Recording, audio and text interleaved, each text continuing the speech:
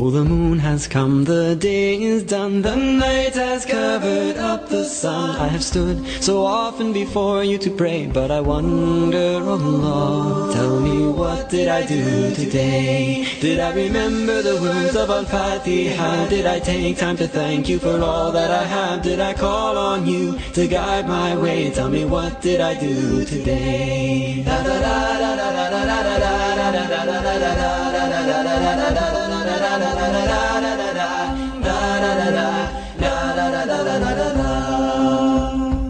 Bismillah, wassalatu wassalamu ala Rasulillah.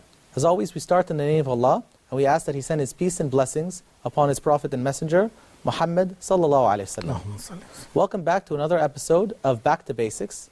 I'm your host, Abdul Saeed, and we have the pleasure of having back in the studio with us today, Dr. Mamdouh Mohamed. Dr. Mamdouh, welcome back. Barakallahu feekum. For those of you who don't know, Dr. Mamdouh is a former professor at Johns Hopkins University. He is also the director of Arrow for Consultancy and Training. He has worked in several universities across the globe and has traveled extensively as far east as Indonesia and as far west as the United States of America, delivering lectures on the topics of education and da'wah. Dr. Mamdouh, welcome back to the show. Thank you. Jazakumullah khairan. We've gone over several episodes discussing issues in terms of training teachers, how to educate our children, how teachers and parents can work together, and so on. There's one issue, however, that we haven't really developed. It's the issue that a lot of people think, or seem to think, that what worked for them should work for the next generation. So before we've discussed, for example, that there are methods that didn't work in the past and we've improved them, aren't there also methods that worked in the past but don't necessarily work for today's generations? I think this is a very good and practical question. Before I answer this question, I would raise a question for you. Would you use a bicycle to move from here, from Cairo to Alexandria? Definitely not. Definitely not. Why? Why not? Because, well, I would say, I would further expand upon that question. So let's say, would you use a camel or a donkey or a horse to travel from Cairo to Alexandria? I would not. Because that was done back in the day. Yeah. But nowadays we have modern tools and modern inventions to help us travel faster and more efficiently. So I would obviously ride a plane or a car or a bus or a boat. Yes, you're absolutely right. This is exactly what we meant by this topic. Yes. It's almost impossible. What worked in the past, because of the context of the past, is different from the context nowadays. And the speed of progress and the speed of development now is much more quicker than that speed at that time. Yeah. So therefore, if we put this into consideration, we would definitely come to the conclusion that you came to, is that what worked in the past does not necessarily work nowadays. The people in the past, they didn't have all these kind of attraction to them. Yeah. They didn't have or the temptations or internet. distractions, yeah. Yes. They didn't have the TVs. They didn't have even the radio. They didn't have all these things that make the speed of life is very quick. Yeah.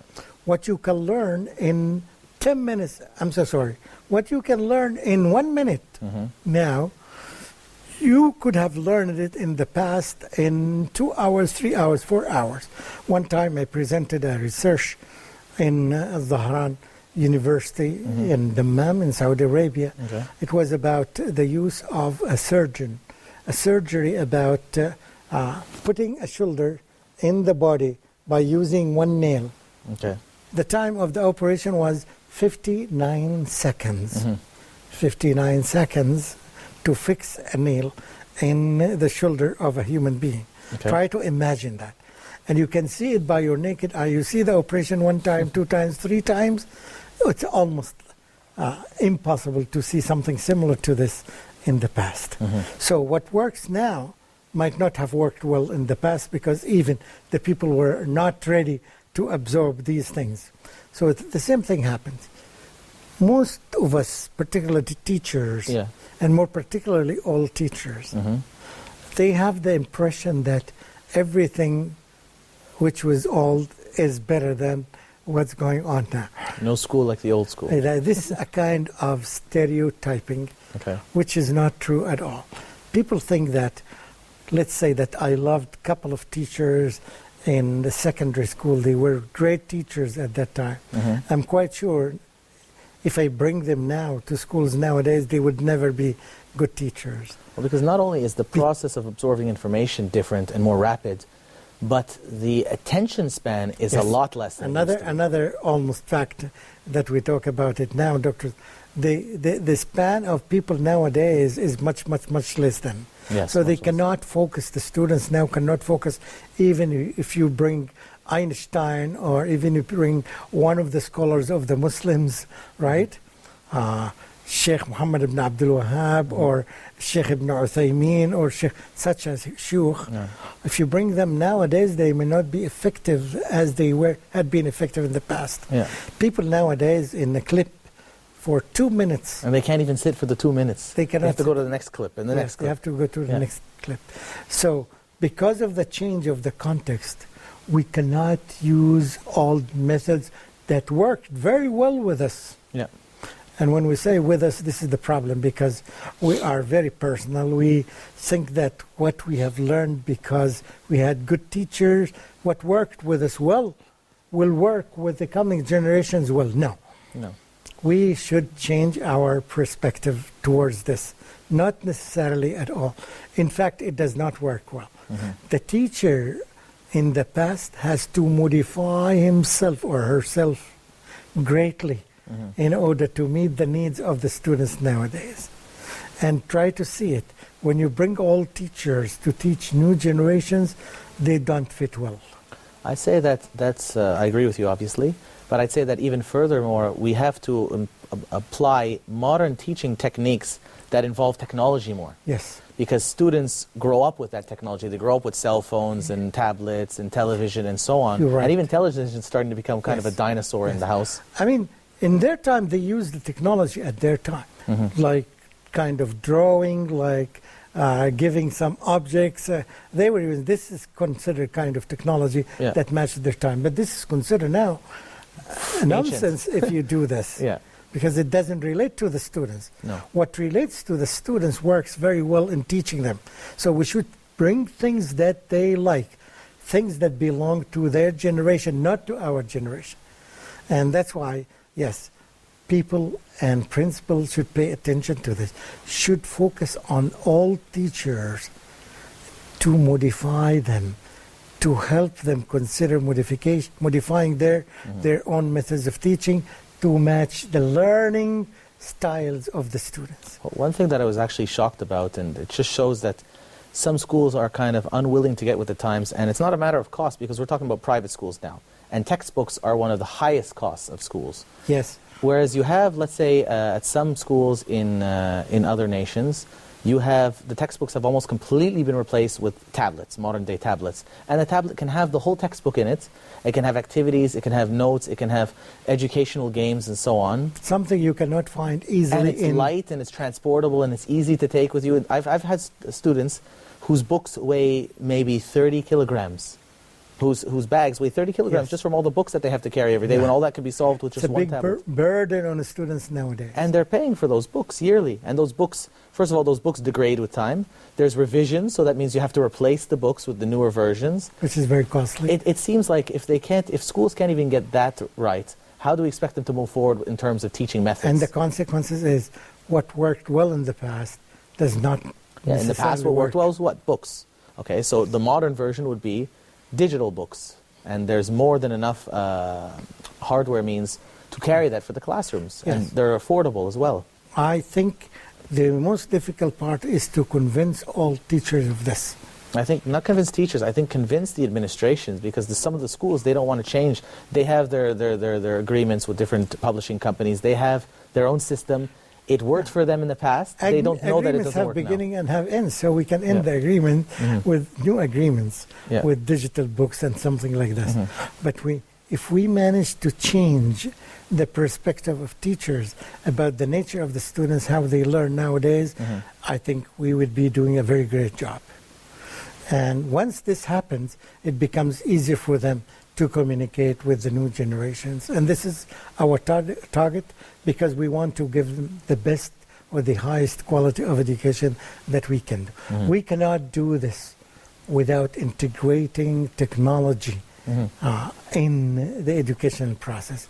And technology, as I said, that the technology of nowadays, yes, is totally different from the technology in the some past. schools are still using projectors, and they consider that high-end or high-tech. Yes, and people don't study even the impact of those presentations on the students. They make them passive learner. And they just have some pictures and some sounds in them. But if we go to a higher level, which is interaction, if the students, if the learners can interact with the technology, the product or the outcome is much better than if they receive it passively. Sort of like what smart boards. Smart boards are projector integrated computers. with touch. When you interact, all the time you have the choices to choose A or B or to choose A from 4 options. All these are interaction because you take a decision. When you listen and where something is presented to you, you are passive. And of course, when you are active learner, you learn much more than you learn passive learning. Yes. Okay, that's a very interesting point. Inshallah, we'll get right back to it, but right after this break. Jazakallah khairan. Allah khairan. Assalamu alaikum wa rahmatullahi wa barakatuh.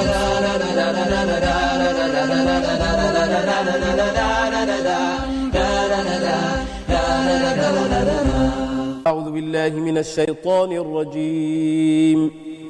قالوا أجئتنا لتأفكنا عن آلهتنا فأتنا بما تعدنا إن كنت من الصادقين. له ملك السماوات والأرض وإلى الله ترجع الأمور.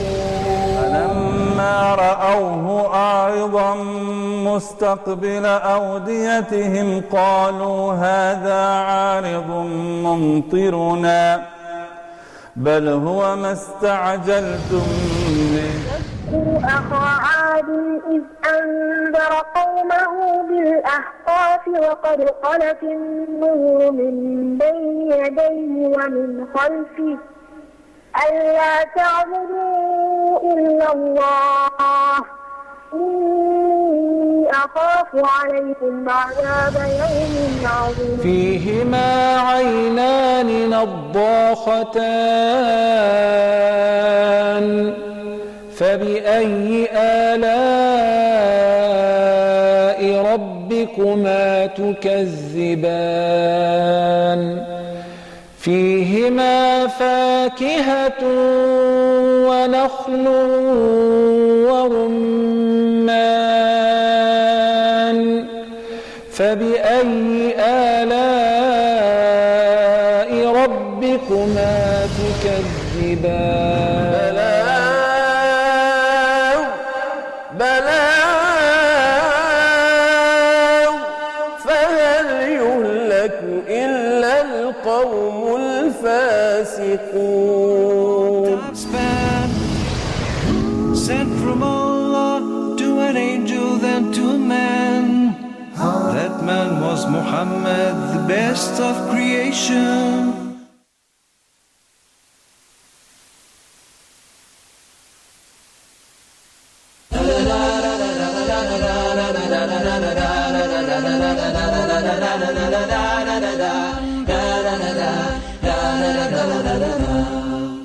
Bismillah ar-Rahman ar-Rahim, and welcome back to the show, Back to Basics. We have with us in the studio Dr. Mamdouh Mohamed. Welcome back. Thank you. Barakallahu feekum. Just before the break, we were talking about the overall subject of what worked in our time doesn't necessarily work in today's generation's time. And one of the key differences between our time and their time is technology and the use of technology and keeping their attention. So we discussed different technological advancements that we can apply into the classroom. What would you suggest are some of the ways that many schools can apply even with a lower budget? It depends, but usually the interactive use of computer is something very, very, very important. Okay. When you give a task, students have multiple choices, so they make a choice. They use B out of 6 options or 4 options or even 2 options. They get the feedback immediately. Yeah. This selection is not good, and it gives them other two options. Why? Or you don't want to get the answer. So they can get the answer immediately. Yeah. This is not a good selection because this and this and this and this. So at home, the student is using the internet and the computer and is getting feedback as if he has a private tutor with him all the time. And he can repeat, he can do the task 2 or 3 times. In other words, he can learn by himself. He has done the exercise one time. He can go back and redo it after the feedback that he got. So he is learning by himself. Yeah. He doesn't need a tutor with himself. Try to imagine, so the computer is not just one teacher, it's a group of teachers together, and they are private teachers for you. If the programs are made in a proper manner, the students will learn a lot and will learn better than if they are in a classroom that has 30 or 40 students and the teacher cannot pay equal attention to all of them. So by using technology, there is a lot of opportunities for people to learn at their own pace. So 2 students, and it is a good way of differentiating between students, because a student A can learn at his own pace, perhaps can learn 2 sentences in 5 minutes. Another student B, can learn 10 sentences in 3 minutes. Each one of them is, if the programming of the lesson or the activity is done properly. So they can learn a lot, and they don't need to go to school. Not necessarily to go to school to every... So you're talking about now distance learning, where like students even in Close younger to grades distance learning. can learn at home with their own computer and then go into the classroom once in a while? If the software, if the technology that they are using are properly made. Now we are using ready-made programs that make the student passive learner. Just he watches the answers. We don't want that. No. We want the students to be interactive, to have their decision, to make their decision in their learning. I want this answer, not this answer. And I want this answer because of this and this So and this. education-based games. Educational games provide that. They are very important. The students learn by themselves things that you cannot, as a father, imagine that your children know that. It's because of the use of proper technology. So this is something very essential in our lives. Some parents still think that it's a waste of time. They don't know anything about education. They would need to look into these programs, observe their children, and see how they are engaged. Well, already we can see how children today interact with the technology in a way that it would take some adults a month of classes to learn how to do what they do. You're right. All children know about technology more than their parents. You can make this ruling very easily. So parents, we need to change the mentality of parents. We need to change the mentality of the teachers, and to make them see how students are engaged, how students become more interested in. They play with the game, all right, for more than 2 hours without feeling that they are bored, and they are learning. Whereas they cannot stay 5 minutes in front of a book, no matter how skillful their teacher is. So the question is then, are we, by making these games and encouraging the children to play these games, are we kind of, in a sense, making it impossible for them to grow in a traditional way in their future? So, for example, so they wouldn't be able to go to a book ever? Or it would always be difficult for them? Are we encouraging books to go the way of the dinosaurs and kind of just cease to exist? Yeah, there is a rule in our life. We apply it. Whatever works well in a certain context, we take it. Okay. If the car works well in a specific situation, so there's no need for us to take an airplane, right? For example, a context that tells you that a distance of 120 kilometers, you don't need to use an airplane. No, by the time you get to the airport, you'll by the time you go to the airport and whereas, a car in a context of 400 kilometers, right, is not practical. You'd better use an airplane. So every context has its own good and bad things. So here, the good teacher would know that this works well in this context, so it would work well in this context. Well, what I'm saying is, obviously at a university level, when students are required to do great amounts of research, whether they're in medicine, whether they're in politics, geography, what have you. They can't be expected to take all that with a bunch of computer games, right? No, there are some games that are designed for that. Some games are designed for making, for example, anatomy. Which part of anatomy, which tools that you use, it depends even on how you levels? design. Yes. Okay. Even on the highest level. MashaAllah. So books sometimes are very good tools when you are traveling, for example, by a means of transportation that does not provide you with the Wi-Fi or, the internet. Okay. So reading here is the best thing that you do. So reading can fit anywhere. Anyway, you can notice by yourself that the amount of reading nowadays, in the last 10 or 15 years, is getting more and more less. It doesn't mean that the people are not learning. People are learning, but they're through different things. Not necessarily games, but there are other ways of learning now. Okay. That digital books, for example, they are with you and they can be magnified and you can highlight some of the things very easily. And sometimes you can even have it narrated. Can be narrated for you. Computers can give you stories with animation, stories with narration, with sound, and it becomes much, much more stronger. But that also takes away from some of the imaginary aspects. When you read a book and you imagine the characters, let's say visually in your mind, it's not the same as when you see it in, let's say, in a movie or what have you. You're right. And it's already represented in the eyes of the director or Another whoever. one. You are absolutely right. But therefore, that you can select reading in this way if you are encouraging people to have great imagination. Okay. So going back to the main point about what worked in our day doesn't necessarily work today. We were saying that some schools, they can adopt different methods, and one of the main methods you discussed were adopting technology. And then you even went as far as saying that maybe the students can even learn in their homes and then go to the school once in a while. I'd like to touch briefly on the issue of homeschooling then, because as we're getting closer and closer to time where technology can really replace teachers to an extent, and private schools, which are offering usually a better education than public schools, are almost unaffordable to a lot of people. Is homeschooling a valid option for a lot of people? It should be. The problem is people have some sort of fear. They are a bit scared that they wouldn't be able to teach all the subjects because they don't know what's available in the market. Okay. If they know that there are some programs that are made to teach everything in math and in physics in a way that students can learn them more effectively than in a classroom that's not well equipped, right? So they prefer. Even just if you think of the time that people spend on the road going to their school every day, in some cases it's more than an hour and a half or 2 hours in places like West Virginia, for example, where it is very difficult to move because of the nature of the topology of that place.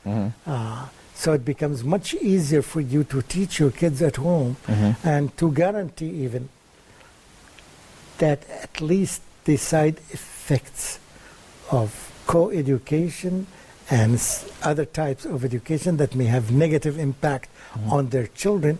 A lot of smart persons, parents, they prefer to give homeschooling than to send their children out. And they come out to the level of the university and they get into colleges and schools, right, and they are doing wonderful. Again, I will select the good example of Bill Gates. He was in college and he left college and is still one of the brilliant people in the whole world, and he's directing people of education, in education, by the way. So did, I believe, Steve Jobs, who was the CEO of Apple. I don't know whether he graduated. He left university. The same. It seems that it's a must for people to leave university. Well, now we're getting into the topic of entrepreneurship. People who leave their studies. I knew about an individual, he was studying to become a neurosurgeon in the West. And he was at the top of his class, and he left to start his own company, and he's now a multimillionaire.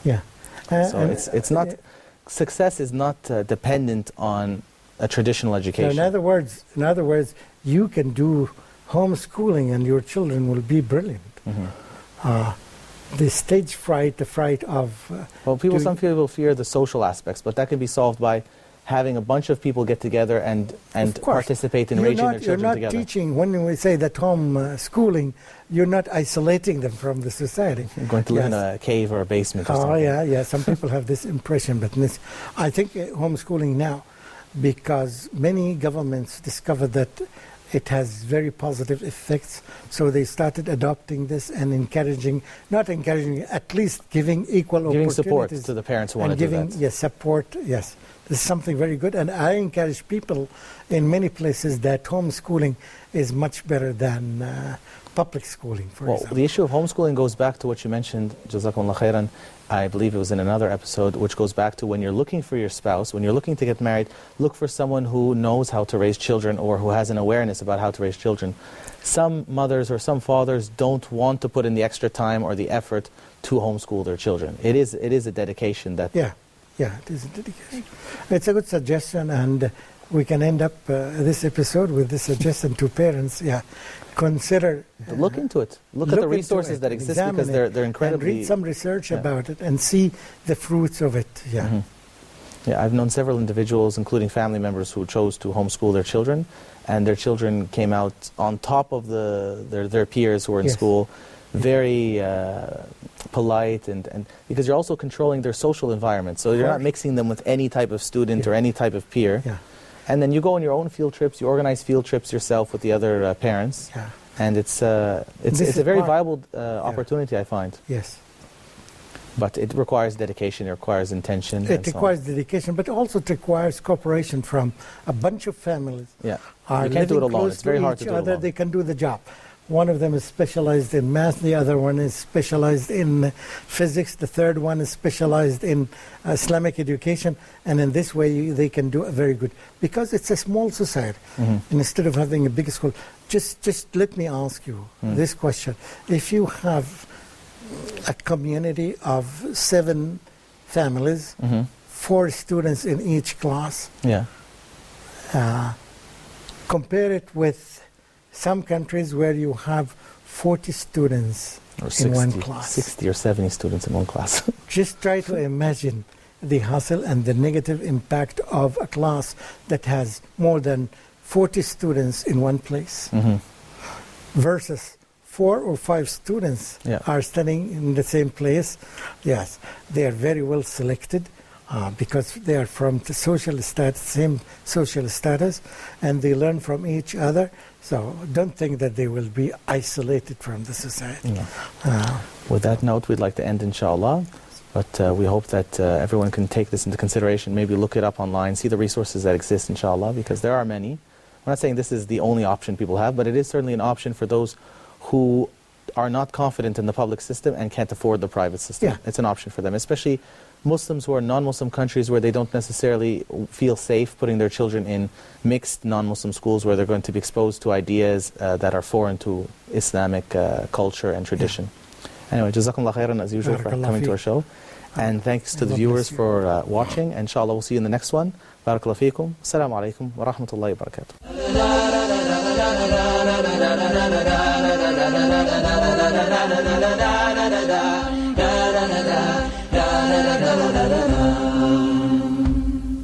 Oh, the moon has come, the day is done, the night has covered up the sun. I have stood so often before you to pray, but I wonder, Allah, tell me, what did I do today? Did I remember the words of Al-Fatiha? Did I take time to thank you for all that I have? Did I call on you to guide my way? Tell me, what did I do today?